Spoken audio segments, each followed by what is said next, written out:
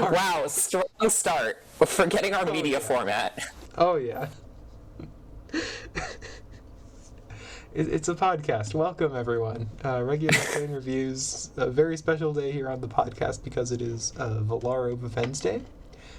This is where we review regular trains on an irregular schedule. You cannot predict when our next episode is, and if you do, we will change it so that you are wrong. That's very My true. name is Freddie. I prepared the slides today, and graphic design is my passion.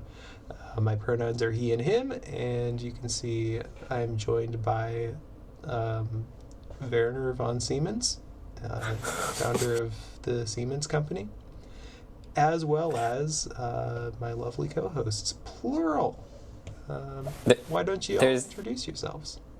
I'm Nick. I'm a creature that lives on the internet that has opinions about trains, and if you disagree with me, you're wrong. My pronouns are they and them, and we're joined by our lovely guest. You want to introduce yourself? Maybe. Okay.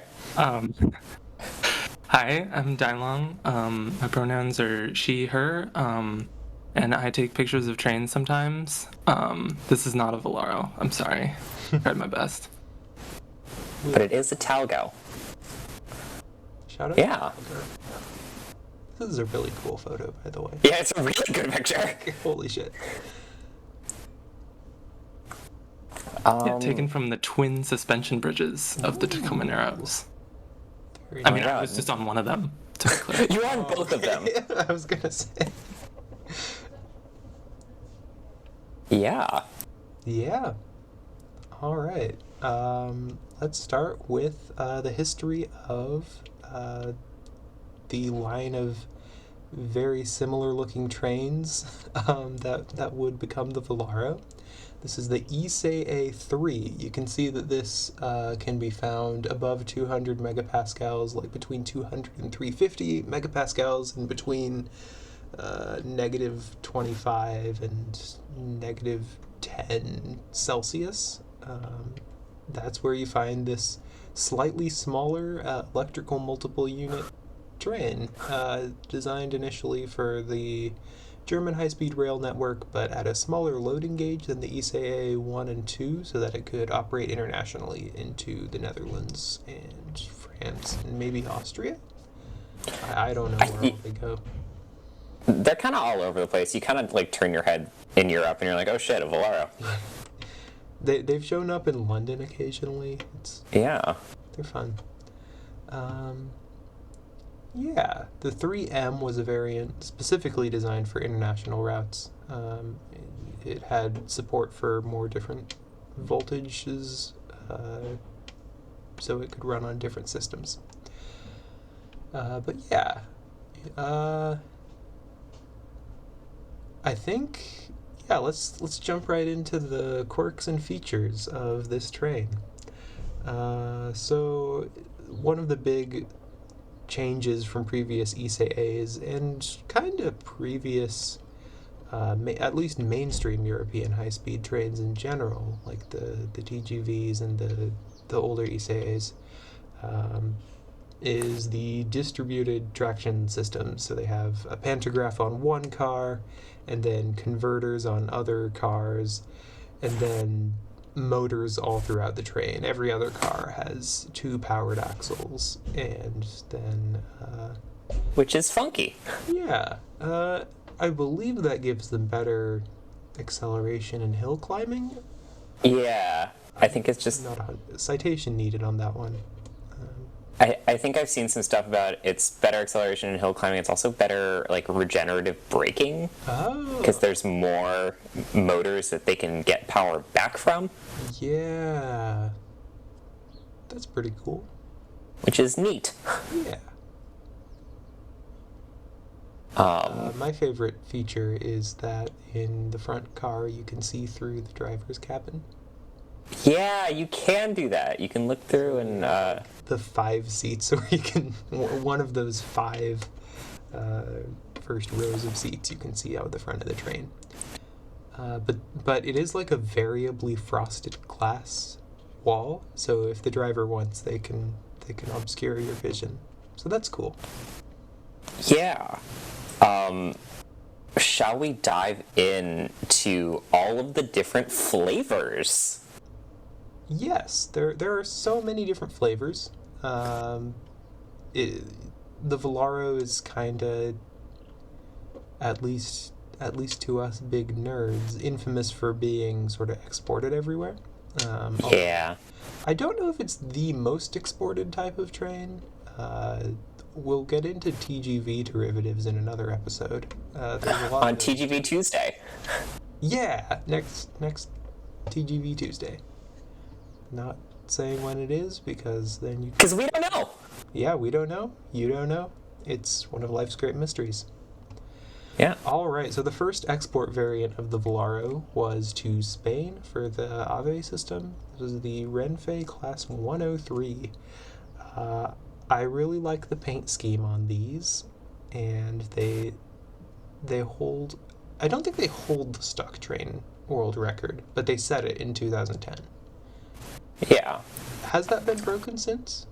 I can look right now if you want. Yeah, on the spot research. Okay. Stock train world record. It is... Some people are saying that it was the TGV LGV Est run, which was at 574.8 kilometers an hour on April 3rd, 2007. But I think that's still technically a modded train because it was a short train set. Yes, short train. Was that the one that... I think they did some... Yeah. Oh, sorry. I was just saying, I think they did some stuff to it also. Yeah. I don't think it was like 100% stock. They had the remember. wheels replaced with larger diameter ones, I think. Or was that an earlier basically- TGV? I don't remember. We're talking about the NASCAR of trains, right? The stock car racing, right? Yeah. Okay.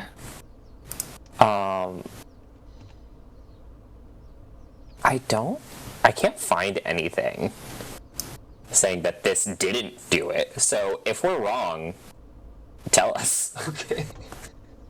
All right, it's the fastest one until we're proven otherwise. I quite like the paint scheme on this one. I like that he's purple. Purple. There need to be more purple trains. There do need to be more purple trains. All the right-of-ways in Spain look really pretty. So So cool. Darling, what are your thoughts on this train? I like it. It's a good little twist on the standard scheme without getting like too crazy. Not that that's a bad thing, but like it's good. Yeah. Yeah. Yeah. I'd give it like a solid 7 out of 10. Oh yeah, that sounds about right. Okay, so the next one is the CRH3C. I don't know how to pronounce its Chinese name, but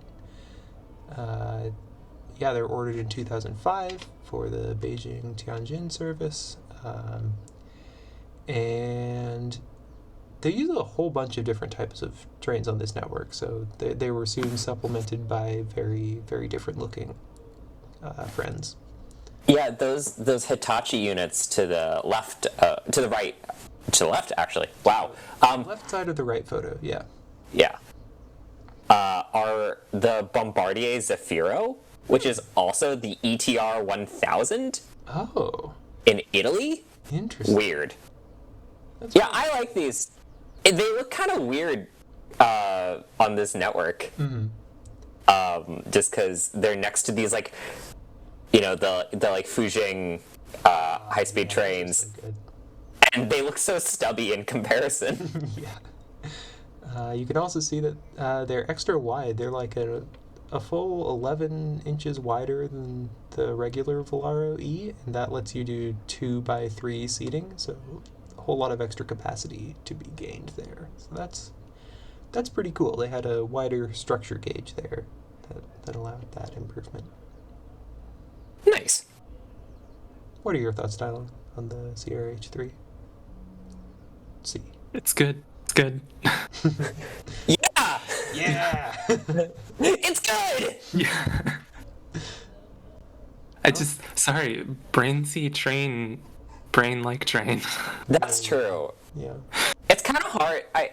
As we go through this, it's kind of hard to hate the Velaro because it's just like, wow, it's a high-speed train. Yeah. It's very friend-shaped. I will say that. It is.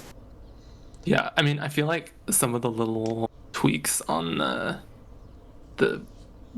I don't know, the nozzle are a little weird. I'm not 100%, but like the color scheme, the general look is pretty good.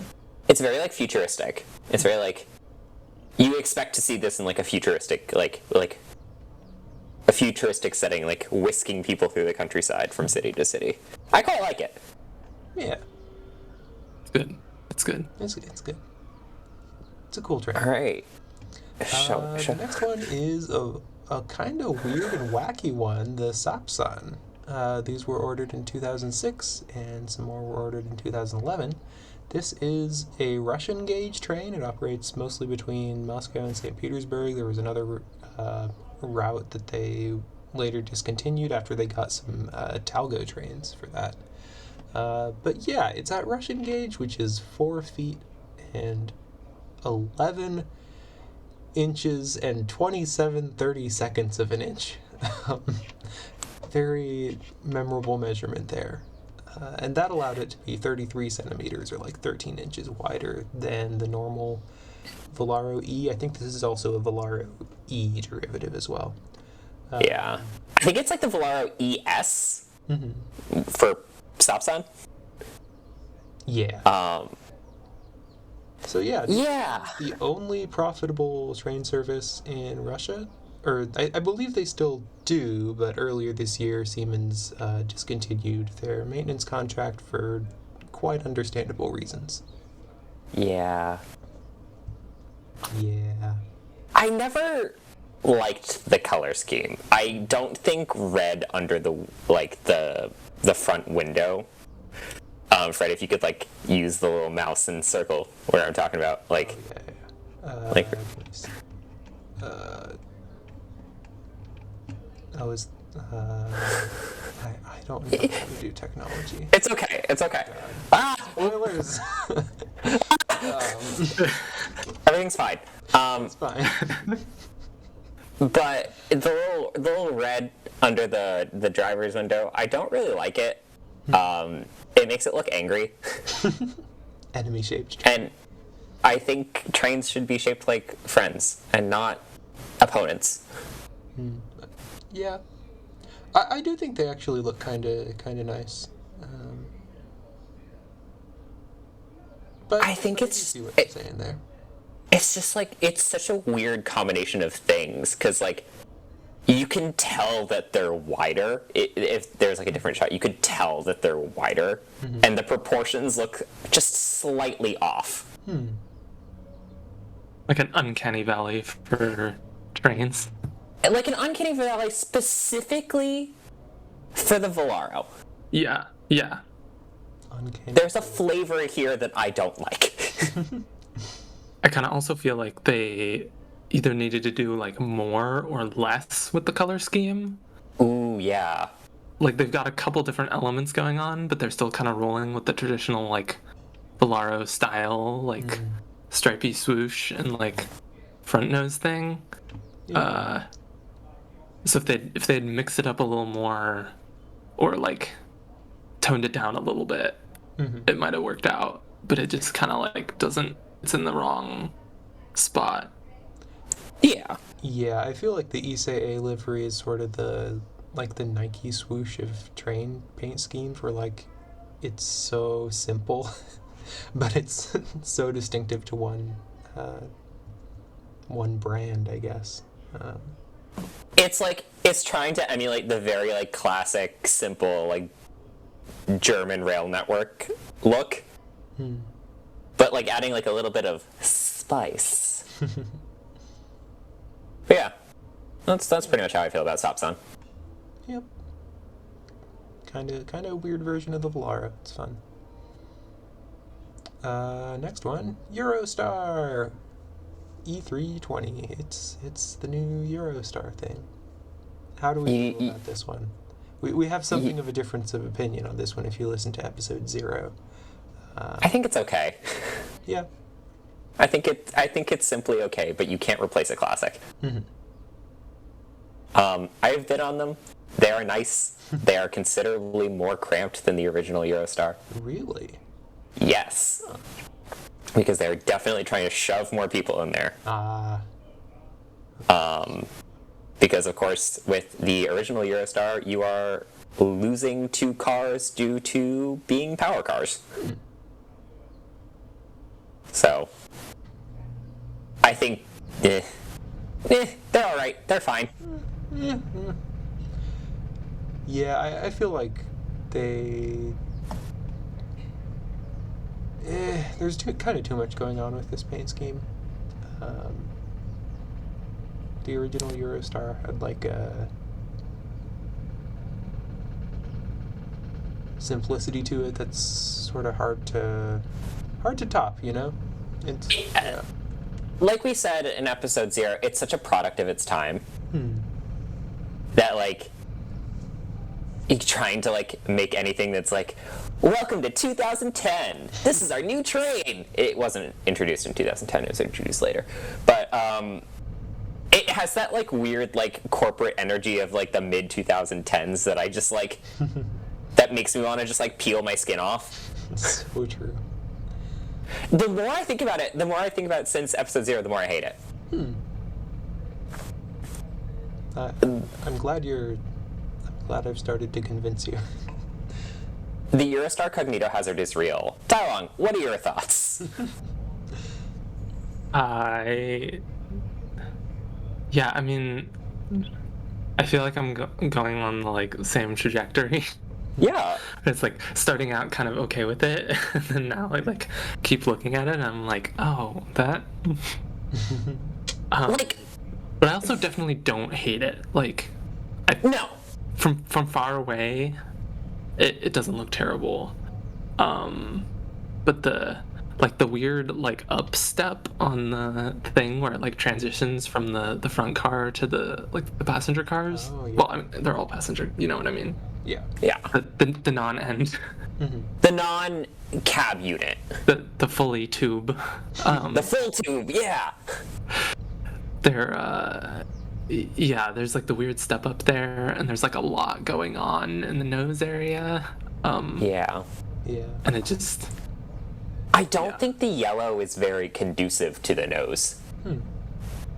Yeah, it doesn't follow any of the structures that are there. That's my main beef with it. Yeah. I don't like the gray, and I don't like how it doesn't follow the existing structure.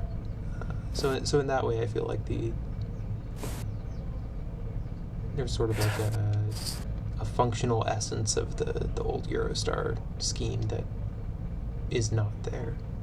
I feel like if they had kept, like, the off-white of the original Eurostar, it would have looked a lot better. Mm-hmm.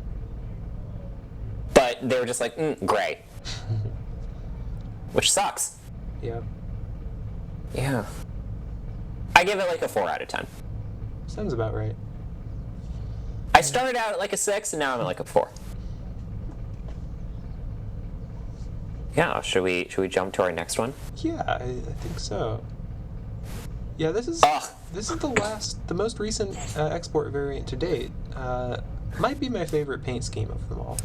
No, you're right for that. Yeah, the TCDD HT80000. That's quite a big number. Congrats on your 80,000th train, Turkey. I love these. I have, like, very, like, I think more trains should be teal. Fun fact, I am colorblind, so, like, I think these are teal.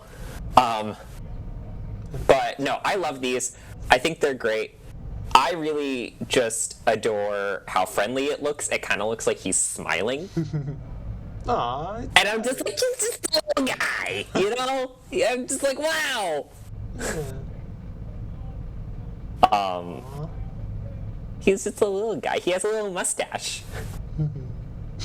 Oh yeah, he does. The TCDD logo is a mustache. Yeah. I love him. I got great things to say about this train.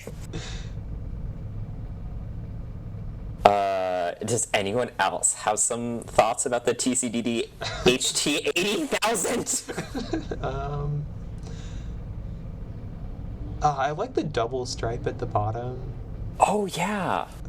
I don't know why like having two different stripes looks cluttered on the Sapsan, but looks good here. But it just does. I guess because they're the same color as the big stripe. And they don't have the what's it called? The shadow around the window. Oh yeah. I think that's an improvement there as well. Yeah.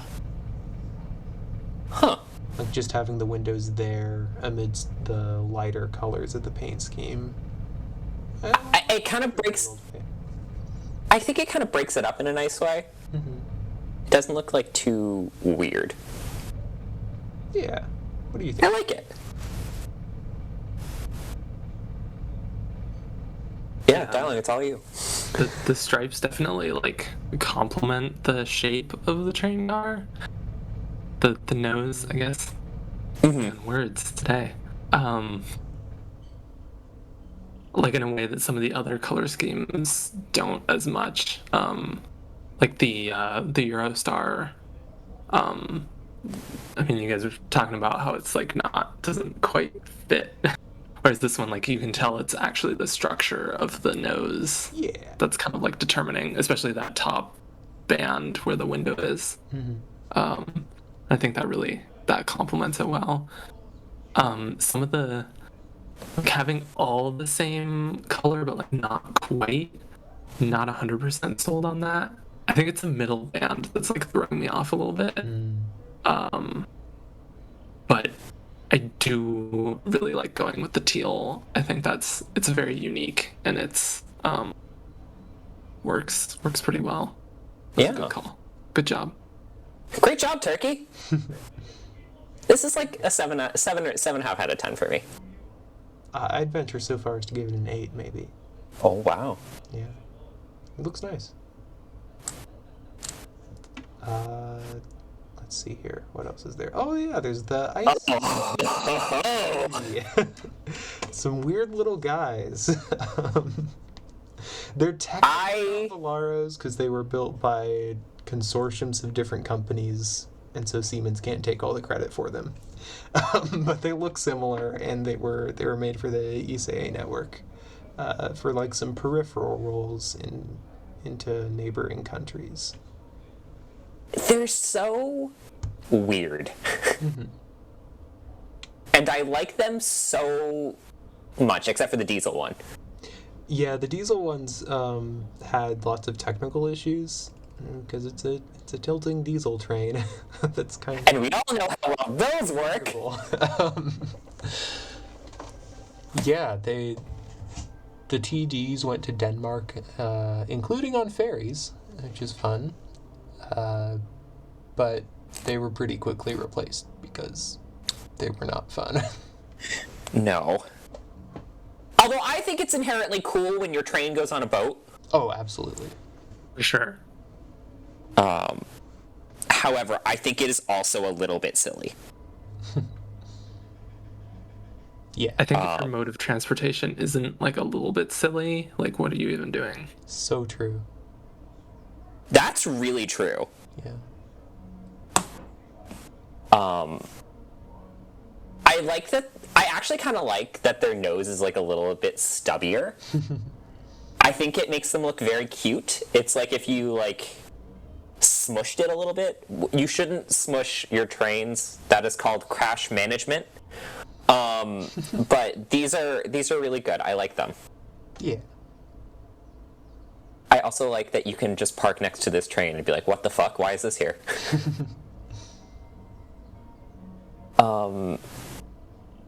Yeah.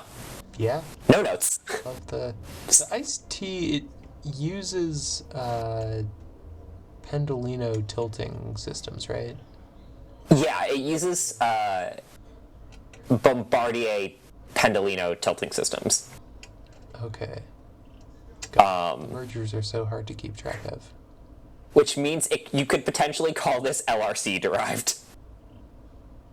Huh. should you? Yes. Okay. Because, like, as we all know, the Acela is the unholy love child between the LRC and the TGV Sud-Est. Mm-hmm.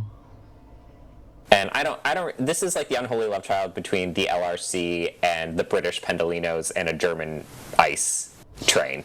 Incredibly cursed. I love it. Yeah. Cute. Very cute. Yeah. Shall we get into some speculative territory? Yes, we've got the rare Velaro, the shiny one that's in all of the new California high-speed rail renders. This was a welcome improvement over the bright blue TGV that was in some of the older renders. I think they might still be making renders with the blue TGVs. I don't know. But this looks nice. I would love to see a shiny Velaro be a real thing. Do you know what other rare Velaro exists? Which one? The bright. I just remembered this. Oh The my God, Bright that's Line right. West Velaro. I'll throw that in post. The Brightline West Velaro that doesn't have a panagram. That doesn't have a pentagram. But no, these are just like fun and weird, and I like them. I think so. There's a lot of contenders right now for like the California High Speed Rail rolling stock. 3 to be exact. Yeah, it's this like speculative Velaro thing. Hitachi still? No. It's not Hitachi. Hyundai Rotem with the KTX Zoom derivative. Okay, that one's kind of hot. I love I it. like it, yeah. And then what's the other one? I think Alstom's still being considered. God bless them. We could maybe get like one of those double-decker Avelias. Oh, the Avelia Horizon. Yeah. They look really nice. Yeah. But I like this. I feel like it kind of it's not too overstated with the color scheme that they originally picked. Freddie, if you add an image for reference in post of like of what they were originally shown compared to this, I think this is much nicer. Yeah. Of course, this is going to get weird with like U.S. safety requirements. Velaro that can pass the buff strength test. Oh God. I don't. Well, did the Avelias? No, the Avelias didn't have to do that. No, I think ever since Caltrain modernization, they haven't actually required that for, what's it called? Like Operating crash on management. tracks. Yeah. That's going to be weird. Crash energy management was like the sort of the replacement for the buff strength test, where you would allow for some crumple zones throughout the train. Right. Yeah, and that's a newer arrival. Yeah. Yeah, that's so. Those are the rare Velaros. Style. I'm just putting all my energy into hoping that this gets finished. Yeah. Yeah. It's thoughts and prayers. We're manifesting. We're aligning all of our energies and manifesting. Yes. Yeah, it's currently happening. I don't want to fix it. But We're at DEF CON. It's currently happening. Yeah. The glorious. yeah, like Bakersfield. they're building bridges. Yeah, In the illustrious city of Fresno, California, they are building bridges. it's true. They look pretty cool. The place where the station will be in San Francisco exists. Well, they haven't dug the basement for it yet. That's true, but the upstairs bit exists. That's true. It's a pretty cool upstairs.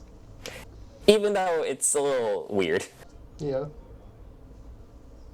I give the California High Speed Rail Velaro a 7.5. I once again venture to give it an 8. It's a TCDD 80,000 tier. The Brightline West Velaro, 5. at 5. least. 5. They forgot the panagraphs every time. Every time. Points docked just for that. Yeah. Yeah. Are you sure they're not using third rail or? Third rail my God. Velaro. Third rail Velaro running into Las Vegas. Yeah, that's gonna go real well. Wait, does the Eurostar, the newer one, have third rail? It does. Because the old one did. Yeah, It doesn't, because no. it doesn't have to run on the Southeast network. Oh yeah, right, Yeah, right. they have the high-speed one, which is generally good, but also it was very funny to have third rail on a high-speed train. It's so funny. Yeah. Shall we venture into the future? The future! As far as Ooh. new orders for Velaros, the only one I saw on Wikipedia was Egypt. They haven't really released a paint scheme though, so we can't rate it. But The Velaro Novo. the Velaro Novo, I think that's Italian for the new Velaro. Yeah, it is. Okay, good.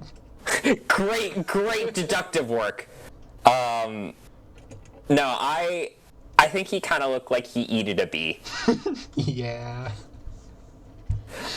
They actually have tested some of the Velaro Novo cars. Really? Yeah, they have a couple built, and they've been testing them. I'll try to find a picture to send you in post so we can slap that on the screen. All right. But no, I think he looked like he eated a bee. He's kind of melting too. At least he looks like he is with the gray stripe going below. the Yeah. wings. Yeah. Yeah. He's weird. A weird wedge-shaped friend.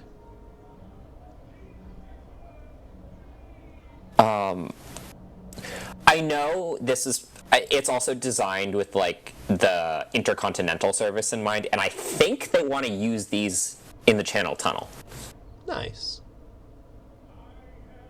Because I know there are some other companies who are very interested in running these trains through the Channel Tunnel to kind of compete with Eurostar. Ah. Deutsche Bahn was... Yeah, they want to do direct. Yeah, and I think the Italian high-speed rail system wanted them to do it with the ETR 1000, but they have to go through fireproofing. That would be cool. That'd be really cool if you could do Yeah. London to like Milan or Turin direct. Yeah. They would need an entirely new base tunnel, but that would be cool. More like a based tunnel. I'll see myself out. Goodbye, everyone. Hey, Nick. Great having you. Bye. But yeah, what are your thoughts on the Velaro Novo, Dilong? I like it. I think this is a flattering angle of it, though. Yeah, This picture we have. That's very true. it's gonna be like I think one it of those would be trains. Very silly in real life. Oh yeah, I can't wait. like the HST looks ridiculous in real life. Yeah. I'm sorry, Dilong, I interrupted you. Please continue. No, that's okay. Yeah, I do like the flat kind of top. I guess Yeah. that's kind of HST or whatever that other one was, the electric British one. Oh, yeah. The APT, No. maybe? Well, No. yes, but actually no. 225. Oh yes. The good one. Yeah, I mean this is a lot like smoother, obviously. Just like a shark. The It's the window, the driver's window, I feel like it's slightly small. Yeah. No, Yeah. not 100% on that. Watch them have a strike over, the suggestion that you could have one-person operation, just like the APT prototype. And then Ooh. the wide window on the front. It'll be great. Oh God. Every day we stray further from God's light.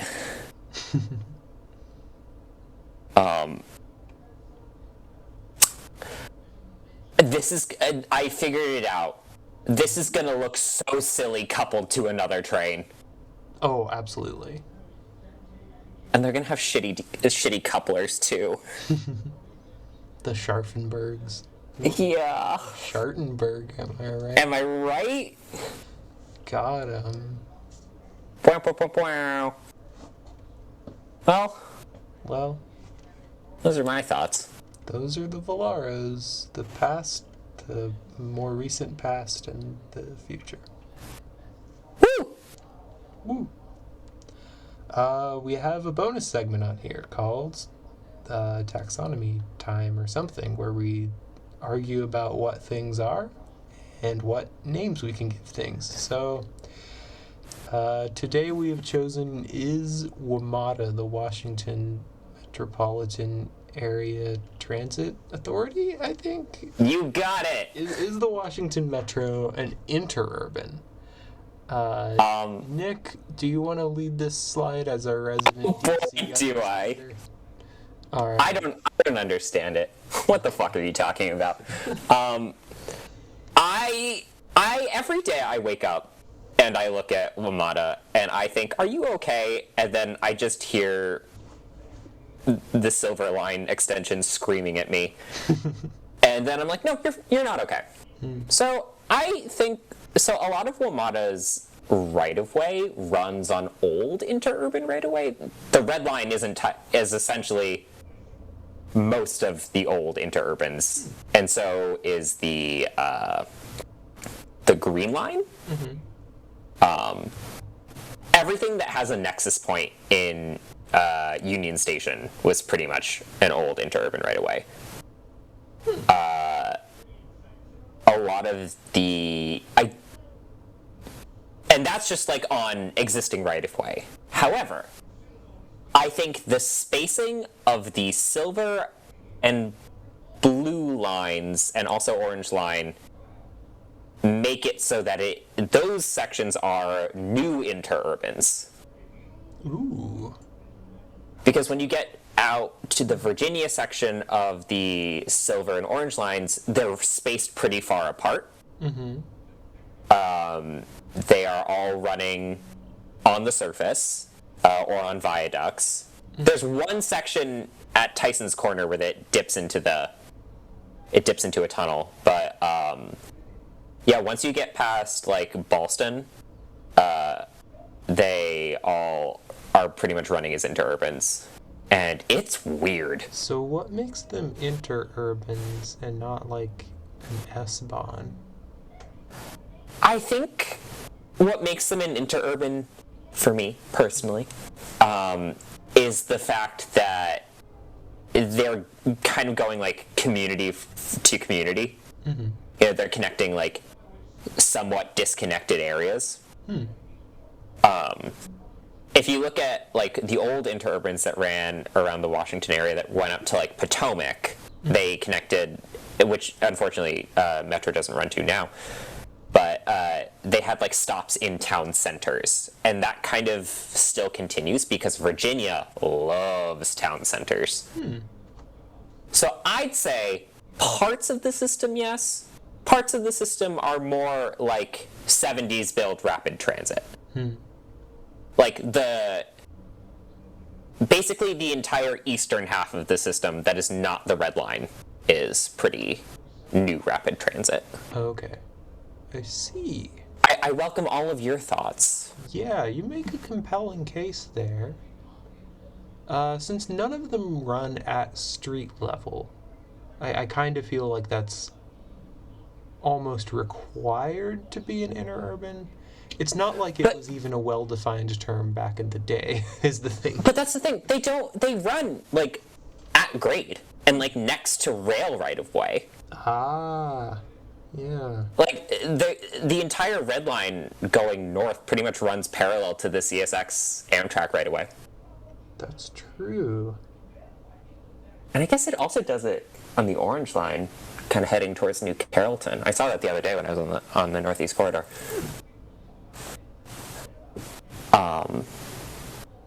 But no, it's weird. Yeah. I welcome all of your thoughts. Please, please. Bring them forth. What do you think, Dilong? I try not to think as much as possible. Okay, yeah. No, Fair. I kid. Yeah, I do think Nick makes some some good points there.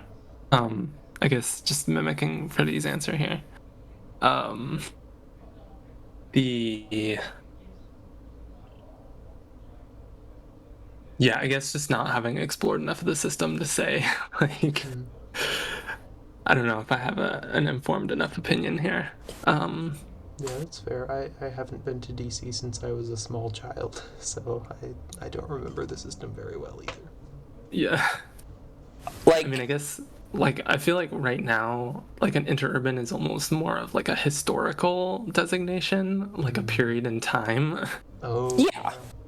rather than purely a mode. But I mean, if we were talking like modern interurbans, I mean, it seems like some of these things are replicating the role in a way that maybe like a suburban or regional train is not necessarily. I don't know. I will say this to your point, Dilong. wmata kind of does a lot of transit things in one, and it doesn't always do them well. Because, like, the red line is very regional rail, like. And the red line, remember, is not connected. You know, I mean, it's connected in that they can move trains onto and off of it, but, like, it doesn't share track with any other line. And it was built first. It's much more like regional rail than the other lines. If you notice, it has, like, denser stops, kind of in the downtown areas, and like when you like cross over the Maryland border into DC. It's kind of funky. There are parts that are like an interurban. There are parts that are more like a 70s build subway, like BART or MARTA. And there are parts that just kind of exist. So I can't really make a proper distinction for you, my friends, but I think my final answer for is wmata an interurban is kind of. Yeah, sounds about right. Yeah. Yeah. Yeah. I think that's my final answer. Yeah. Nice. I think that's the episode. Well, Thanks for listening, everybody, and thanks for chatting, friends. yeah. And thank you, Dilong, for joining us. Yes. Yeah, no problem. Yeah, this was a ton Thank you of for fun. inviting me. Well, who else to invite but a fellow train enjoyer? Yeah. All right. Well, do you have anything to plug before we sign off? Any pluggables? You cannot find me on the internet at all. I do not exist, which means I am applying for jobs right now. Yeah. I have no web presence, none whatsoever. I'm not real. I'm a figment of your imagination. You can read my alternate history series, Proxima: A Human Exploration of Mars, on alternatehistory.com. New episodes every Monday/Tuesday. Tuesday because I've been busy, and so I was like, can't post on Monday. And then you can also read my upcoming series, Horizon: A Human Reflection of Earth. It comes out later. It's gonna be But yeah. cool. There's goo in it. Vouching for that. Yes, shout out to the goo.